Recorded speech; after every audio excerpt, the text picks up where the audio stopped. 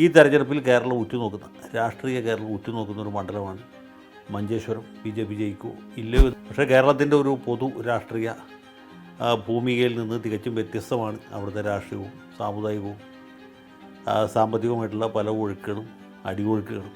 അവിടെ ഹിന്ദു മുസ്ലിം ഡിവൈഡ് വളരെ വളരെ പ്രകടമാണ്, ശക്തമാണ്. അവിടെ CPMൻ്റെ ഭൂരിപക്ഷം എത്രയാണെന്ന് മാത്രം നോക്കാനോ. കഴിഞ്ഞ തവണ ആ സീറ്റ് കോൺഗ്രസ്സുകാർ സൗകര്യപൂർവ്വം കേരള കോൺഗ്രസ് ജോസഫ് ഗ്രൂപ്പിന് കൊടുക്കുകയാണ്. അല്ലെങ്കിൽ പിന്നെ അത്ര വലിയ രാഷ്ട്രീയ സുനാമിയോ അതിഭയങ്കരമായ അട്ടിമറിയോ സംഭവിക്കും. അതിനുള്ള സാധ്യത താരതമ്യേന വിദൂരമാണ്. വരുന്ന നിയമസഭാ തെരഞ്ഞെടുപ്പിൽ UDFനും LDFനും BJPക്കും വിവിധ ജില്ലകളിലുള്ള സാധ്യത അസാധ്യതകളെക്കുറിച്ചുള്ള ഈ പരിപാടിയിൽ നമ്മളിപ്പോൾ സംസാരിക്കാൻ പോകുന്നത് കാസർഗോഡ് ജില്ലയെക്കുറിച്ചാണ്.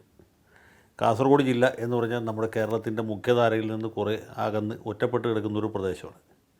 പ്രത്യേകിച്ചും അതിൻ്റെ വടക്കേറ്റം അത്യുത്തര കേരളം അഥവാ സപ്തഭാഷാ സംഗമ ഭൂമി എന്നൊക്കെയാണ് നമ്മൾ സാഹിത്യത്തിൽ പറയുന്നത്. പക്ഷേ കേരളത്തിൻ്റെ ഒരു പൊതു രാഷ്ട്രീയ ഭൂമികയിൽ നിന്ന് തികച്ചും വ്യത്യസ്തമാണ് അവിടുത്തെ രാഷ്ട്രീയവും സാമുദായികവും സാമ്പത്തികവുമായിട്ടുള്ള പല ഒഴുക്കുകളും അടിയൊഴുക്കുകളും പല സംഗതികളും. അതിൽ പലതും നമുക്കിവിടെ ചർച്ച ചെയ്യാൻ പോലും പറ്റുകയില്ല, അത്ര അപകടം പിടിച്ച കാര്യങ്ങളാണ്. മാത്രവുമല്ല അത്യുത്തര കേരളത്തിൻ്റെ രാഷ്ട്രീയം എന്ന് പറയുന്നത് ഏതാണ്ട് കർണാടകത്തിൻ്റെ രാഷ്ട്രീയത്തോട് കൂടിക്കൊഴിഞ്ഞ് കിടക്കുന്നതാണ്. കർണാടക രാഷ്ട്രീയത്തിൻ്റെ ഒരു തുടർച്ചയാണ് ഈ കാസർഗോഡ് മഞ്ചേശ്വരം മണ്ഡലങ്ങളുടെ രാഷ്ട്രീയം. അതായത് ചന്ദ്രഗിരി പുഴയ്ക്ക് വടക്കുള്ള പ്രദേശങ്ങൾ, അതാണ് അത്യുത്തര കേരളം. പ്രധാനമായിട്ട് കാസർഗോഡ് അസംബ്ലി മണ്ഡലവും അതിനും അപ്പുറത്തുള്ള മഞ്ചേശ്വരം മണ്ഡലവും. ഈ മഞ്ചേശ്വരത്തൊക്കെ പോയി നമ്മൾ മലയാളം പറഞ്ഞാൽ കേൾക്കുന്നവർക്ക് മനസ്സിലാവില്ല. അവർ പറയുന്ന ഭാഷ മലയാളമാണെങ്കിൽ പോലും നമുക്കും അത് ഫോളോ ചെയ്യാൻ ബുദ്ധിമുട്ടായിരിക്കും. അങ്ങനത്തെ ഒരു പ്രദേശമാണ്. അവിടെയുള്ള ആളുകളൊക്കെ നല്ലവരാണ്.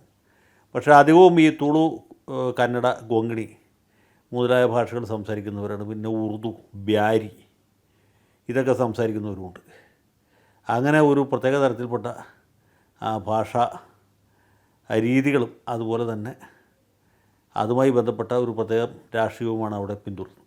ഈ രണ്ട് മണ്ഡലങ്ങൾ നമ്മൾ നോക്കിക്കഴിഞ്ഞാൽ കാസർഗോഡും മഞ്ചേശ്വരവും രണ്ടിടത്തും മുസ്ലിം ലീഗിന് വലിയ പ്രാമുഖ്യമുണ്ട്. അവിടെ ഹിന്ദു മുസ്ലിം ഡിവൈഡ് വളരെ വളരെ പ്രകടമാണ്, ശക്തമാണ്. അങ്ങനെ സമുദായ അടിസ്ഥാനത്തിലാണ് രാഷ്ട്രീയം എന്ന് പറയാനായിട്ട് അവർക്ക് പ്രത്യേകിച്ച് ഒരു സങ്കോചമോ അല്ലെങ്കിൽ നാണമോ ഇല്ല. മുസ്ലിങ്ങളാണെങ്കിൽ അവരെല്ലാവരും തന്നെ മുസ്ലിം ലീഗുകാരായിരിക്കും. ഹിന്ദുക്കളാണെങ്കിൽ മിക്കവാറും എല്ലാവരും തന്നെ BJPക്കാരുമായിരിക്കും. അത് തെക്കൻ കർണാടകത്തിൻ്റെ ഒരു തുടർച്ചയാണ്. വടക്കൻ കേരളം ഈ തുളു, കൊങ്ങിണി, കന്നഡ സംസാരിക്കുന്ന ഹിന്ദുക്കൾ സമീപകാലത്ത് ഏറെക്കുറെ എല്ലാവരും തന്നെ BJPക്കാരായുണ്ട്. അതുകൊണ്ടാണ് മഞ്ചേശ്വരത്ത് BJPക്ക് വലിയ പ്രാമുഖ്യം കിട്ടുന്നത്. BJPക്ക് ഒരു തവണയും മഞ്ചേശ്വരം ജയിക്കാൻ പറ്റിയിട്ടില്ല. BJP രൂപീകൃതമായതിനു ശേഷം ആദ്യം നടന്ന തെരഞ്ഞെടുപ്പ് 1982 അന്ന് പോലും മഞ്ചേശ്വരത്ത് BJP സ്ഥാനത്ത് രണ്ടാം സ്ഥാനത്തെത്തി എന്നുള്ളതാണ്. മുമ്പ് കോൺഗ്രസ്സുകാരായിരുന്ന തുളു, കന്നഡ, കൊങ്കണി ഭാഷകൾ സംസാരിക്കുന്ന ആളുകൾ മിക്കവാറും എല്ലാവരും തന്നെ ഇപ്പോൾ BJPക്കാരായി മാറിയിരിക്കുന്നു എന്നുള്ളതാണ് അതിൻ്റെ പ്രത്യേകത. ഇപ്പോൾ കോൺഗ്രസ് പറഞ്ഞ പാർട്ടി ആ പ്രദേശത്ത് ഇല്ലാണ്ടായി. അതുകൊണ്ട് തന്നെ BJPക്ക് വലിയ ജയസാധ്യതയുള്ള മണ്ഡലമാണ്. സുരേന്ദ്രനാണ് കഴിഞ്ഞ തവണയും കഴിഞ്ഞ മുമ്പത്തെ തവണയും മത്സരിച്ചത്. 2 തവണ അദ്ദേഹം വിജയത്തിൻ്റെ വളരെ അടുത്തുവരെ എത്തി, പക്ഷേ വിജയിക്കാൻ കഴിഞ്ഞില്ല. ഒരു തവണ 100-ൽ താഴെ വോട്ടുകൾക്കാണ് അദ്ദേഹം പരാജയപ്പെട്ട്, കഴിഞ്ഞ തവണ 1000-ൽ താഴെ വോട്ടുകൾക്കാണ്.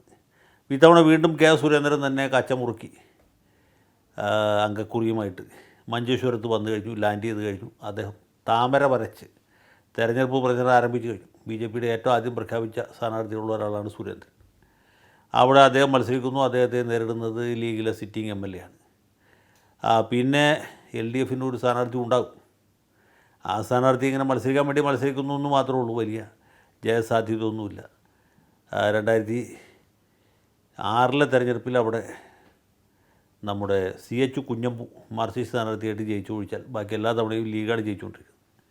അവിടെ ലീഗിനെ തോൽപ്പിക്കാൻ BJPക്ക് സാധിക്കുമോ എന്നുള്ളത് ഈ തെരഞ്ഞെടുപ്പിൽ കേരളം ഉറ്റുനോക്കുന്ന രാഷ്ട്രീയ കേരളം ഉറ്റുനോക്കുന്ന ഒരു മണ്ഡലമാണ് മഞ്ചേശ്വരം. BJP ജയിക്കുമോ ഇല്ലയോ എന്ന് നമുക്ക് ഈ ഘട്ടത്തിൽ ഉറപ്പിച്ച് പറയാൻ പറ്റുകയില്ല. പക്ഷേ നിയമം പോലെ തന്നെ BJPക്ക് ജയസാധ്യതയുള്ള ഒരു പ്രധാനപ്പെട്ട മണ്ഡലമാണ് മഞ്ചേശ്വരം. കാസർകോട്ടേക്ക് വന്നാൽ അവിടെ ലീഗിനാണ് മേൽക്കൈ. BJP 2ാം സ്ഥാനത്തും CPM അല്ലെങ്കിൽ ഇന്ത്യൻ നാഷണൽ ലീഗ് 3ാം സ്ഥാനത്തുമാണ്. അതിൽ ഇത്തവണയും മാറ്റം വരാൻ സാധ്യതയില്ല. പിന്നെ UDF തരംഗമാണ്. അങ്ങനെ നോക്കുമ്പോഴും LDFന് യാതൊരു സാധ്യതയില്ല. BJPക്കും വലിയ സാധ്യതയൊന്നുമില്ല. കാസർഗോഡ് ലീഗ് ജയിക്കാൻ തന്നെ എല്ലാ സാധ്യതയുമുള്ളൊരു മണ്ഡലമാണ് എന്ന് നമുക്ക് ധൈര്യമായിട്ട് പറയാം. ഇനി അത്യുത്തര കേരളത്തിൻ്റെ കുറച്ചുകൂടി തെക്കോട്ട് മാറിയിട്ടുള്ള 3 മണ്ഡലങ്ങൾ കൂടിയുണ്ട്. ഒന്ന് ഉദുമയാണ്, മറ്റത് കാഞ്ഞങ്ങാടാണ്, മൂന്നാമത്തെ തൃക്കരിപ്പൂരാണ്. തൃക്കരിപ്പൂരിനെ പറ്റി ആദ്യം പറയാം. തൃക്കരിപ്പൂർ എന്ന് പറഞ്ഞാൽ CPMൻ്റെ കോട്ടയാണ്. അവിടെ വോട്ട് ചെയ്യുന്നവരും കള്ളവോട്ട് ചെയ്യുന്നവരും CPMകാരാണ്. ഇനിയിപ്പോൾ ഏതെങ്കിലും ഒരാൾ കഷ്ടകാലത്തിന് മരിച്ചു പോയിട്ടുണ്ടെങ്കിൽ അതല്ല ആ സ്ഥാനാർത്ഥി ഒരു വോട്ടർ നാട് വിട്ട് പോയിട്ടുണ്ട് എന്ന് വിചാരിച്ച് പേടിക്കേണ്ടതില്ല. അവിടെ പാർട്ടിക്കാർ തന്നെ ആ വോട്ടും കൂടി ചെയ്യാനുള്ള സംവിധാനം ഒരുക്കും. അവിടെ CPMൻ്റെ ഭൂരിപക്ഷം എത്രയാണെന്ന് മാത്രം നോക്കാനുള്ളൂ. കഴിഞ്ഞ തവണ ആ സീറ്റ് കോൺഗ്രസ്സുകാർ സൗകര്യപൂർവ്വം കേരള കോൺഗ്രസ് ജോസഫ് ഗ്രൂപ്പിന് കൊടുക്കുകയാണ് ചെയ്തത്. നമ്മുടെ KM മാണി സാറിൻ്റെ മകളുടെ ഭർത്താവ്,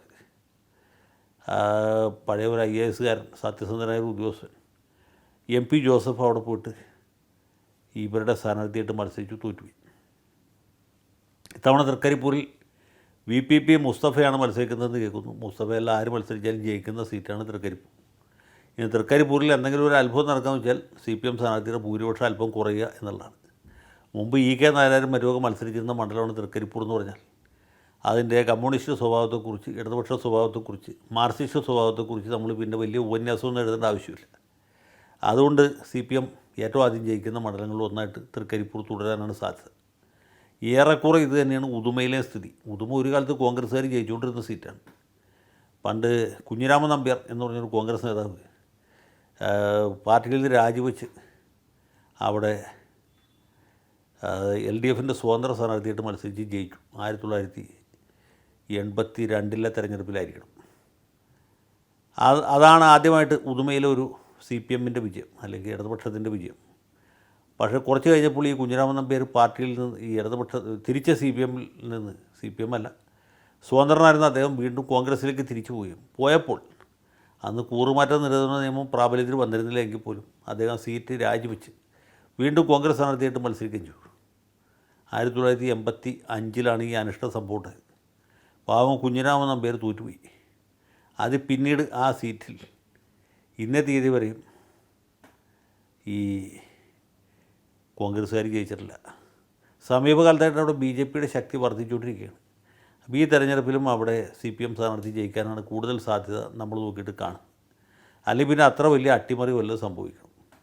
കാഞ്ഞങ്ങാട് മണ്ഡലത്തിലെ സ്ഥിതി ഇത് തന്നെയാണ്. അത് നേരത്തെ ഹോസ്ദുർഗ് എന്ന പേരിൽ പട്ടികജാതി സംവരണ മണ്ഡലമായിരുന്നു. ഒരു കാലത്ത് CPM സ്ഥാനാർത്ഥികൾ അവിടെ ഒരു കാലത്ത് കോൺഗ്രസ് സ്ഥാനാർത്ഥികൾ ജയിച്ചുകൊണ്ടിരുന്നതാണ്. ഇപ്പോൾ അത് സംഭവിക്കുന്നില്ല. കോൺഗ്രസ് മറ്റു പല സ്ഥലങ്ങളും തോക്കുന്ന പോലെ ഹോസ്ദുർഗിലും തോൽക്കുന്നു. ഹോസ്ദുർഗ് കാഞ്ഞങ്ങാട് മണ്ഡലമാക്കി മാറ്റിയതിന് ശേഷം കാഞ്ഞങ്ങാട്ടും തോറ്റുകൊണ്ടിരിക്കുന്നു. കാഞ്ഞങ്ങാടിന് വേറൊരു പ്രത്യേകതകളുണ്ട്. കാഞ്ഞങ്ങാട്ട് CPIയുടെ സീറ്റാണ്. നമ്മുടെ റവന്യൂ മന്ത്രിയായിരുന്ന ചന്ദ്രശേഖരനാണ് 3 തവണ അവിടെ നിന്ന് ജയിച്ചത്. അതിനു മുമ്പ് പട്ടികജാതി സംവരണ മണ്ഡലം വരുന്ന കാലത്ത് M കുമാരൻ്റെ ജ്യേഷ്ഠനൊക്കെ അവിടെ നിന്ന് ജയിച്ചിട്ടുണ്ട്. പിന്നീട് പള്ളിപ്പുറം ബാലൻ ജയിച്ചിട്ടുണ്ട്.